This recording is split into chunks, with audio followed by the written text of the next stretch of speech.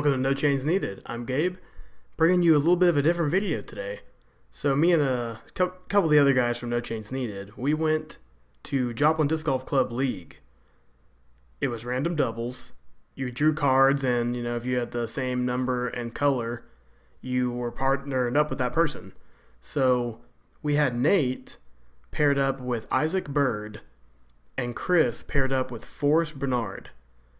And they both shot down 10, which was the hot round for the league match. So we got a playoff, and that's what we're bringing to you today.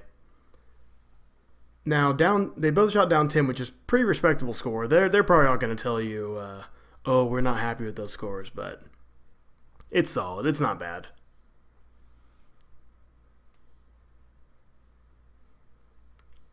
I got Nate on the team, Chris on the team. We're shooting down 10, playing in a playoff here. All the marbles. Like I said, all the marbles. So here we go. We got Isaac Byrd stepping up to the tee box here. Nice little flex shot there. And that screaming in the background, that's Forrest. And if you ever wanted to know anything about his personality, that one clip will just show you all right there. So Nate gets it out there pretty decently.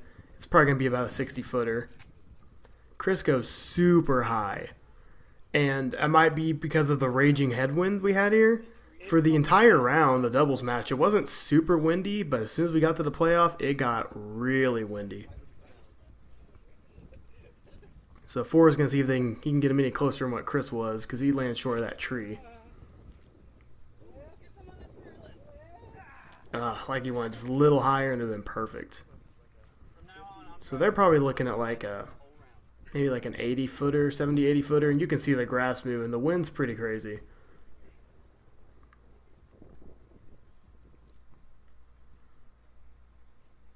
High on the right line, but just falls a little short. And this is a sudden death playoff. Oh my gosh. That thing just took off out of his hand. I personally do not like to jump putt in headwinds, but that's just me though. So this is potentially for the win here if they can knock this down. It's a little short. I like the line. Yeah, screwed. If you guys make this putt, that deserves the win. So like I said, if Nate can knock down this putt right here, it's over. Playoffs done.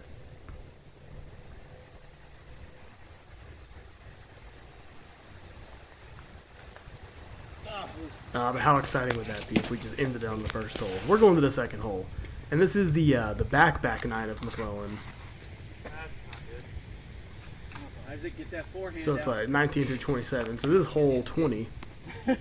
Nate just a little short, clipped some of those trees. Isaac going for the wide hyzer.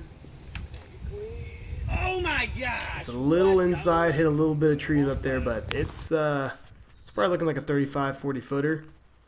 And I believe what Forrest just said was 7 feet into the ground. That was his prediction for his shot. He's a little better than that, guys. His ends up shorter than he wanted it to be. Chris going for the same line. Come on, man. Give me something. Whatever. Alright, someone's got to make a putt. And that's probably 25 feet, 30 feet. They're making that. So? Yeah. I know Forrest. And this hole's probably playing about 280, maybe 300. But you just got to go so wide. And with the headwind, it just makes it more difficult. Eyes are in there. Come on. Oh, Good line, just right over the basket.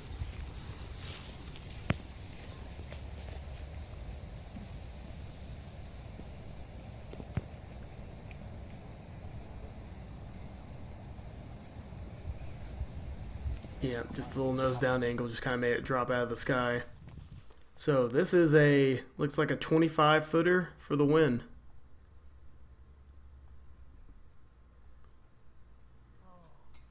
Oh, just right off the top. So all the pressure's on Chris here.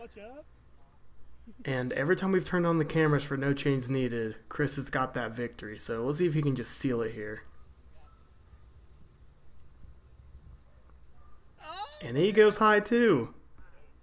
You would think he would make the correction, but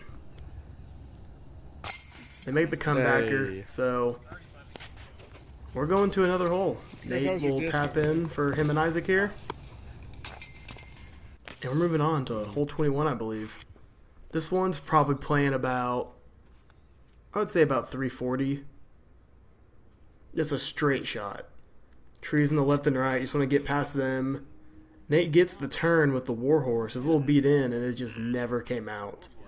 A little higher, and that comes out. It's going to be money. Isaac lining up the forehand here.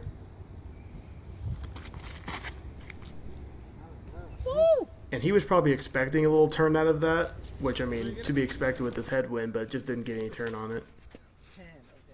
Forrest just looking to rip it here.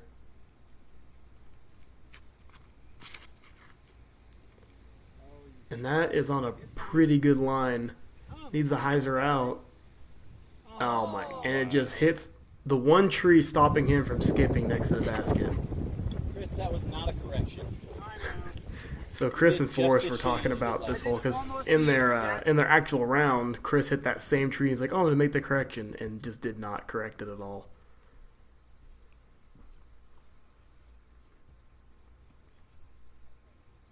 And that just sails on. I'm telling you, the wind got nuts in this playoff. It's probably a steady 15 to 20 mile winds. So here I got Isaac lined up for the 2 look. A little turned over, and it just, yeah. It's sitting about probably 15, 20 feet to the right. So another potential putt right here to end the playoff. At these last minute putts, you know Chris and Forrest are looking to get a make here. Probably about 25, 30 feet. Oh, that was on the line, just a little short. Chris locked that out of his hand.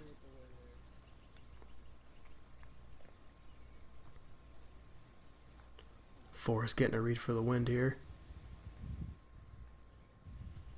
Oh, and it just dropped right out of his hand. Oh, hits right side and spits out. So Nate's got to make this to push it to the next hole. And I'll speak for Isaac here. I played on his card. Alright, Nate taps in. We're good. But I played on the card with Isaac and Nate. And Isaac was a solid putter. He just let that one get away from him. Really solid putter, though. Don't let that fool you. This hole's super short. Probably 240, 250. Pretty much a straight line at the basket, kind of pinched up on the hill. Nate hits some trees, puts it a little short, probably about 25. Probably about, yeah, 25, 30 feet.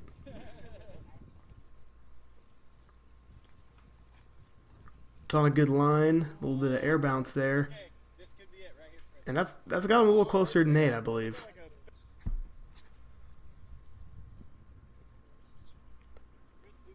Forrest just didn't hang it out wide enough. He's like, Chris, do better. And I think Chris did a little better. They are parked. That is 100% a birdie.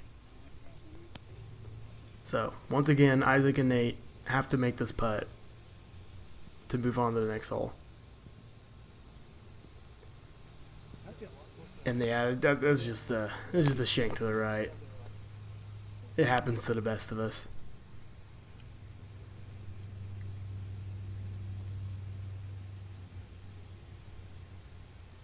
Oh my, cage and chains, everything but staying in the basket. So they're going to come up here, tap in this putt for the win. Man, I don't know if there's a just lack of focus there or if Forrest just really wants Chris to nail the game winner here. But I would assume that's going to do it. And it does. So Chris and Forrest end up getting the win. Hope you guys enjoyed this little video here, just something put together real quick. If you enjoyed it, be sure to like and share with all your friends, all your disc golf buddies out there. Chris and Forrest, good game. You guys are probably going to be seeing a little bit more Forrest on the channel. I mean, he's got a big arm, and I'd love to have him on here, so see you guys in the next one.